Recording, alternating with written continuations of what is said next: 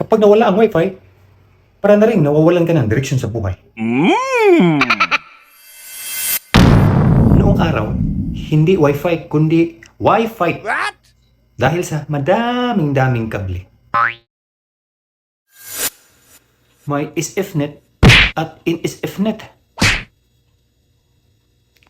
Lahat naka-wire pa. Oh no! Sino kaya nakaisip ng wireless? Si Batman? O si Superman? Hindi naman. Hindi pala superhero, kundi artista sa Hollywood. Oo, artista siya. Narito siya.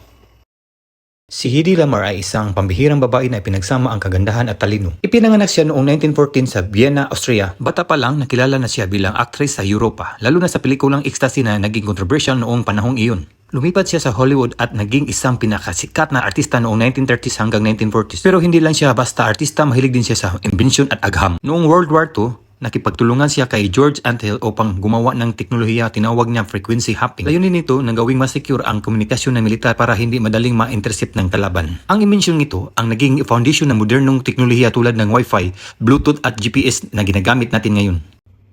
Noong 1990s, ang team mula sa zero ay nagdevelop ng teknolohiya para maging practical ang wireless internet.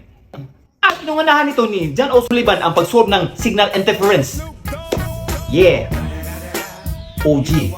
Noong 1997, nilabas ang IEEE 802.11. Ito ang rules ng Wi-Fi para makaintindihan ang mga devices. Parang traffic sign. Kung walang rules, di makakagulo-gulo ang mga sasakyan. Di ba? Ganyan. Ganyan lang. Isa sa mga nag-unang nag-offer ng public Wi-Fi ay ang Apple Store. You hear it clearly. Yes! Alam niyo ba, mas lalo itong sumikat sa pamamagitan ng Starbucks. Oo, ang Starbucks ang napasikat ng Wi-Fi. Mula sa isang ideya hanggang Wi-Fi sa buong mundo. Hindi po si Hedy Lamarr ang nag-ibento ng Wi-Fi. Ang kanyang ideya ang naging inspirasyon. Inidevelop ng Zero Team sa pamumuno ni John O'Sullivan.